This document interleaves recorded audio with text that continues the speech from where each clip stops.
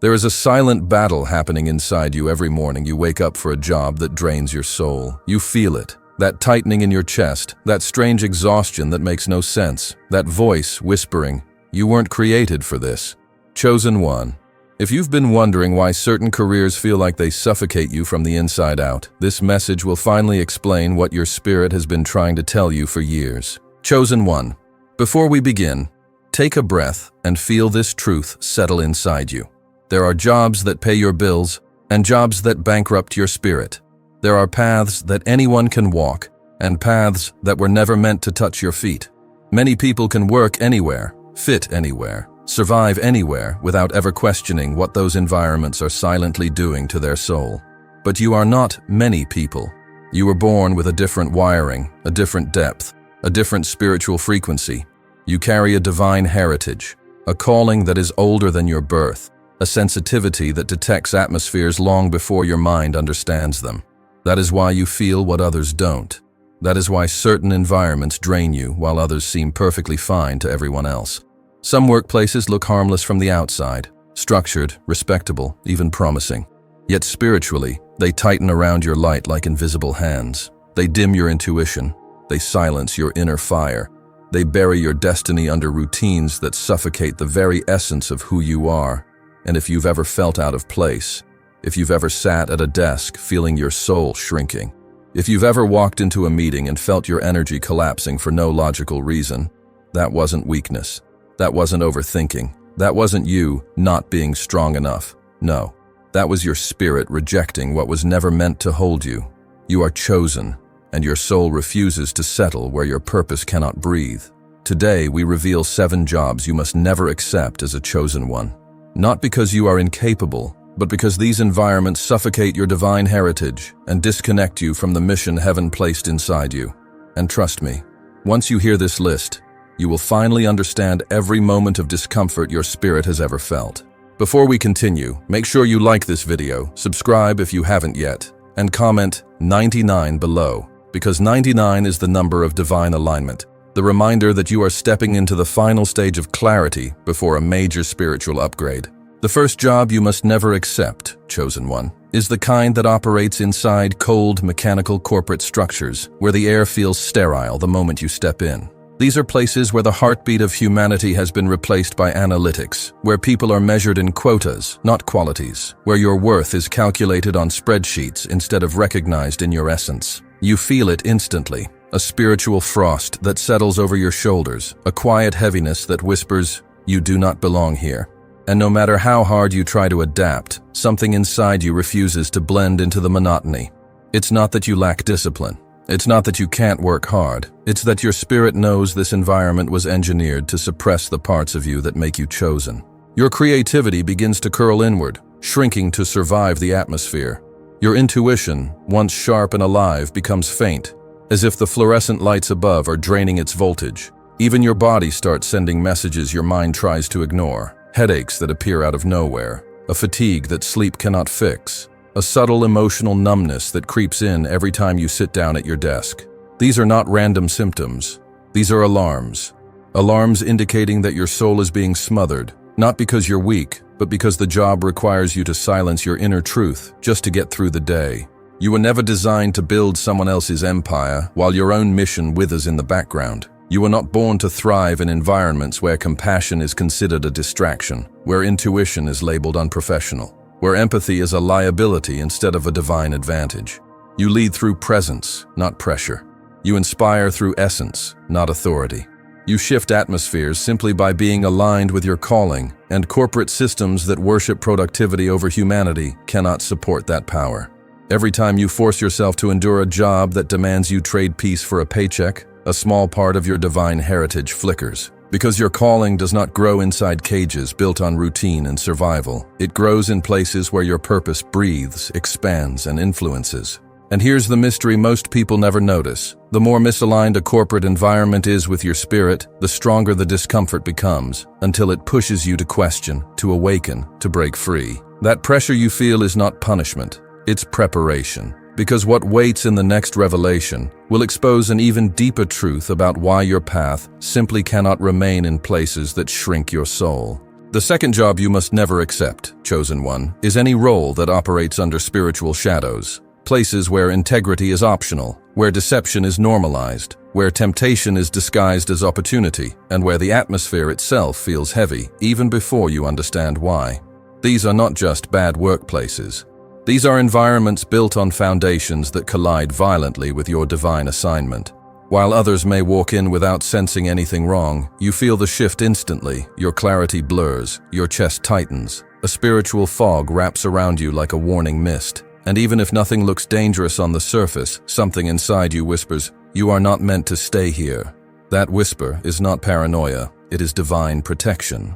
Chosen ones have a spiritual radar that detects danger long before it manifests physically. When you step into a place where manipulation fuels success, or where exploitation is the unspoken currency, your inner light reacts as if it's being smothered. You may find it suddenly harder to think clearly, harder to pray, harder to feel connected to your purpose. Your energy drains in ways you can't explain. That is because your spirit is resisting alignment with anything that contradicts the purity placed inside you. God did not design your soul to coexist with environments that feed off brokenness. The more you try to adapt, the more your spirit will rebel. These jobs often come wrapped in glamour, money, influence, recognition, fast results. But beneath the surface lies a cost far greater than any paycheck. Every time you are asked to turn a blind eye, bend to truth, participate in something that opposes your values, or stay silent when you should speak, a small fracture forms in your spiritual foundation, and those fractures add up. You might not see them at first, but you will feel them. A slow erosion of peace, a weakening of intuition, a distance between you and the voice of God that you can't seem to bridge no matter how hard you try. Chosen ones cannot carry light while working in a place built on shadows. Your very presence disrupts the energy there, and the energy there suffocates the purity in you. You were created to expose darkness, not partner with it, to elevate souls, not manipulate them, to heal, not exploit. The moment your values are compromised, your divine alignment begins to slip, and once that alignment cracks, everything else in your life feels off balance. And here is the unsettling part. Darkness does not always reveal itself immediately. Sometimes it approaches quietly, slowly, dressed in opportunity, wrapped in promises. But your spirit sees what your eyes don't. And as we move into the next revelation, you will understand why certain environments don't just dim your light. They try to redefine it entirely. The third job you must never accept, chosen one, is any career that survives by selling illusions instead of truth, feeding distraction instead of depth, and glorifying false perfection while starving the human soul. These are roles built around image, hype, and performance, where everything looks glossy on the outside, but feels hollow on the inside. Maybe it's an industry obsessed with appearances, where people are edited, filtered, and staged until they no longer resemble real humans. Maybe it's a platform that rewards controversy over wisdom and shock value over sincerity. On paper, it looks exciting, attractive, glamorous, but spiritually, it is a slow erosion. For most people, this is just the game. For you, it is a silent spiritual emergency. As a chosen one, the danger isn't visibility. God can place you in front of millions if that is part of your assignment. The real danger is when the platform starts to own you, when your sense of worth becomes glued to views, likes, followers, approval, and endless performance. At first, it feels thrilling. You create, they react, the numbers rise. But over time, something strange happens. You start checking metrics more than you check in with your own soul. You adjust your message to fit trends instead of truth. You begin to wonder not, what does heaven want me to say? But, what will keep them watching me? That is the exact moment your divine identity begins to slip out of your hands. Your gift was never meant to entertain illusions. Your voice was not designed to echo the noise of the world. Your light is not here to keep people distracted from their pain, but to guide them through it. Yet in these jobs, authenticity is punished and ego is rewarded. The more you play along, the more disconnected you feel from the original fire that once burned in you. You can feel the split. One part of you shining on the outside, another part of you quietly breaking on the inside. And the strangest part is this: the more attention you receive, the emptier it feels. Because applause cannot replace alignment. Fame cannot replace purpose. Exposure cannot replace intimacy with God. When your value becomes measured by algorithms rather than assignment, your soul starts to suffocate beneath a weight you were never meant to carry. In environments like this, truth becomes negotiable. You are encouraged to exaggerate, dramatize, hide your struggles, always appear perfect, always stay relevant. But your soul's mission cannot survive where truth is optional. You cannot fully awaken others while pretending to be someone you're not, and deep down, you know it. That unshakable restlessness, that growing dissatisfaction after each win, that ache that whispers, "There has to be more than this." That is your divine heritage refusing to disappear beneath the costume. Because here is the twist that most people never see. The job that seems to elevate you in the eyes of the world might be the same job quietly erasing you in the eyes of your own soul. And as we move to the next kind of job, you will see that some roles don't just sell illusions to others. They slowly convince you to abandon the very blueprint God wrote over your life. The fifth job you must never accept, chosen one, is any role that demands you manipulate emotions, twist reality, or bend truth for profit. These are the kinds of positions that seem harmless at first. Just business, just persuasion, just closing the deal. But beneath the surface, they slowly train you to betray the very thing that makes you who you are, your spiritual integrity. While others may see manipulation as strategy or dishonesty as a necessary skill, your soul reacts differently. You can feel the fracture the moment you speak words that don't align with truth. You sense the heaviness in your chest, the instant dimming of your light, the subtle distance from your inner voice. It's as if heaven itself goes quiet, because your spirit knows you are using a sacred gift for something it was never designed to serve. Chosen ones carry truth in their voice. Not ordinary truth, but truth that resonates, awakens, dismantles illusions, and liberates minds. When you speak, people listen not because of your technique, but because your words carry spiritual weight. They stir the soul. They rearrange atmospheres. They shift perception. That power does not come from training. It comes from alignment. But the moment you use that divine influence to deceive someone, to exaggerate a promise, or to guide a person into a decision that benefits your quota but harms their path, something inside you shatters. Every compromised word tears a thin layer off your spiritual authority. Every forced sale tightens the distance between your calling and your conscience. And every small lie, even the harmless ones, corrodes the purity of a gift that heaven entrusted to you with purpose. You weren't designed to persuade through pressure. You were designed to transform through authenticity. Your success was meant to be a byproduct of alignment, not manipulation. When you speak truth, your words create impact effortlessly, not because you push, but because they carry divine resonance. But in environments where your job depends on selling illusions, your voice becomes a weapon against your own peace. That gnawing feeling after a successful sale, that strange anxiety after closing a deal, that moment when you lie awake replaying what you said, those are not random feelings. They are signals. Your spirit is telling you, this is not who you are.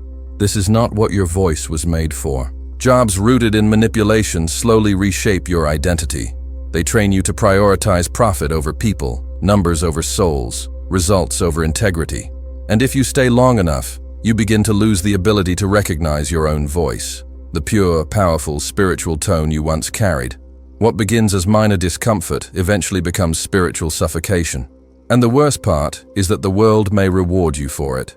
You might gain income, recognition, even status, but internally, your peace evaporates, your intuition weakens, your connection to God becomes faint, as if you're speaking through a wall instead of a clear channel. Because here is the deeper truth. Every time you bend the truth for money, a part of your divine identity bends with it, and if you bend far enough, you risk breaking. But what comes next will reveal something even more unsettling. There are jobs that don't just tempt you to manipulate others. They slowly manipulate you, reshaping your spirit until you no longer recognize the person staring back in the mirror. The sixth job you must never accept, chosen one, is any role that suffocates your imagination, confines your mind, and demands that you silence the very spark God placed inside you. You are a natural innovator, not because you trained for it, not because you studied for it, but because your soul was born with an internal blueprint that sees possibilities where others see limitations. You carry ideas that arrive like flashes of revelation, insights that feel downloaded rather than learned, visions that stretch far beyond the boundaries of the ordinary. But there are workplaces designed to extinguish exactly that. Places where conformity is celebrated as discipline, where originality is treated as rebellion, where asking deeper questions is seen as a threat instead of a gift. In environments like these, your brilliance does not disappear. It retreats. It folds into silence because there is no air for it to breathe. Your ideas begin to collect dust on the shelves of your mind, waiting for a moment that never comes. Your spiritual fire collapses inward, turning into an ache you can't explain. An ache that feels like frustration, burnout, or even failure, but is actually something much deeper: divine suffocation. These roles slowly train you to shrink. They condition you to hold back your voice, to tone down your creativity, to dim your intuition so you fit the system. But you were never meant to fit systems. You were meant to redesign them. Your creativity is not a hobby. It is a spiritual instrument. When you imagine, heaven speaks. When you create, heaven manifests. When you innovate, heaven moves through you.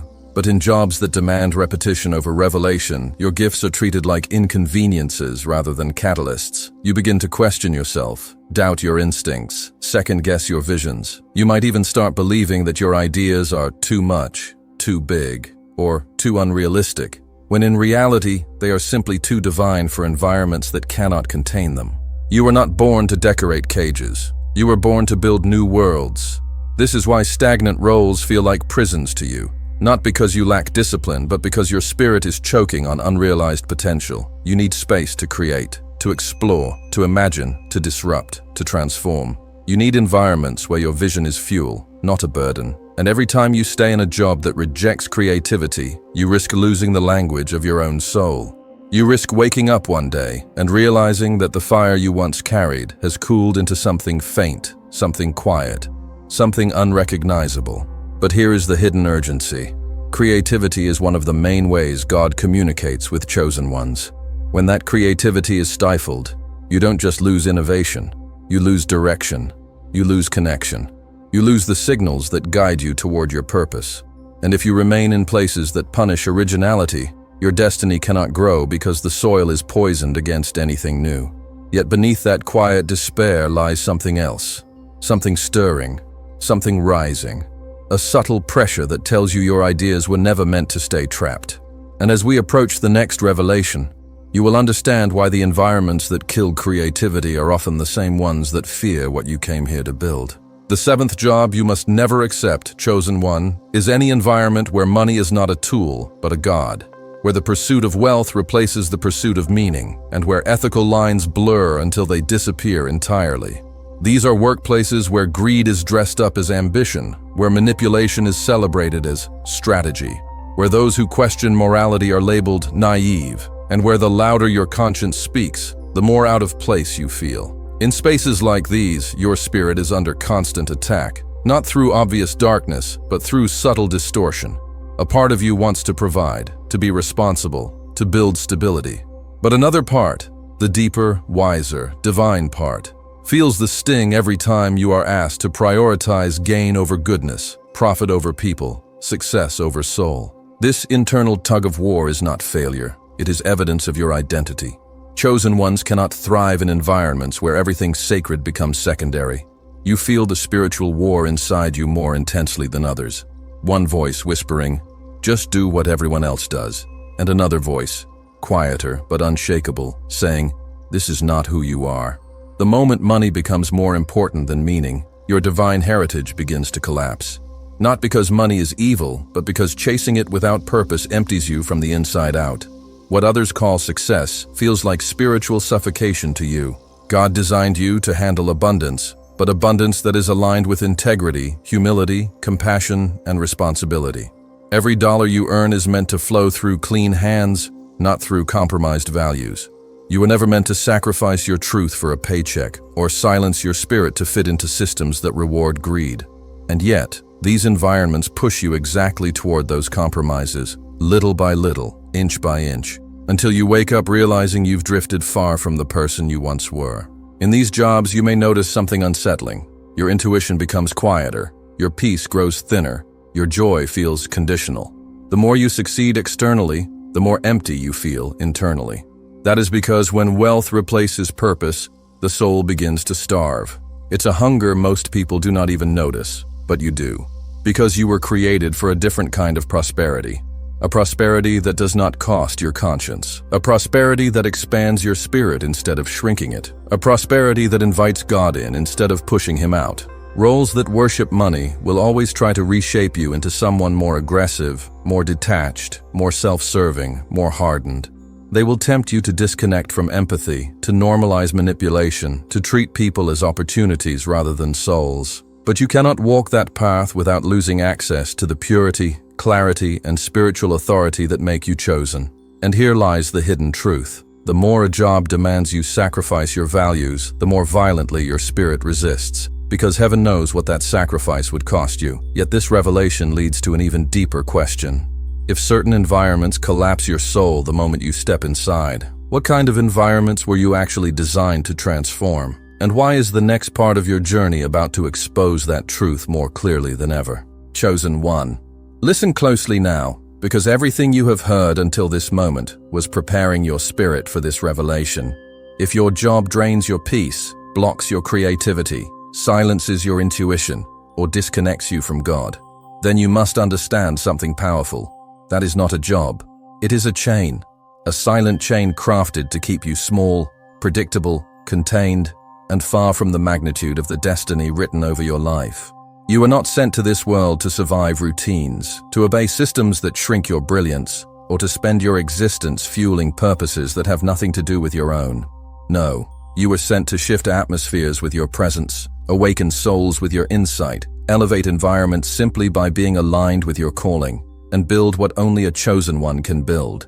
The world does not need another worker. The world needs your light, your vision, your voice, your divine frequency. So hear this with the weight it deserves. If certain doors closed, they didn't close because you were unworthy. They closed because heaven refused to let you walk into a place that would suffocate you. If certain jobs rejected you, they didn't reject you. Your spirit simply did not belong there. You were being redirected, not punished, protected, not diminished, prepared, not denied.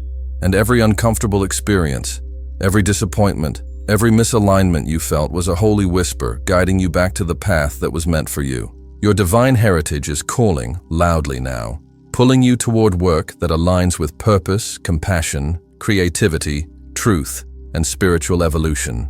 Work that ignites you. Work that expands you. Work that restores you. Work that activates the fire you've been carrying for years without knowing where to place it.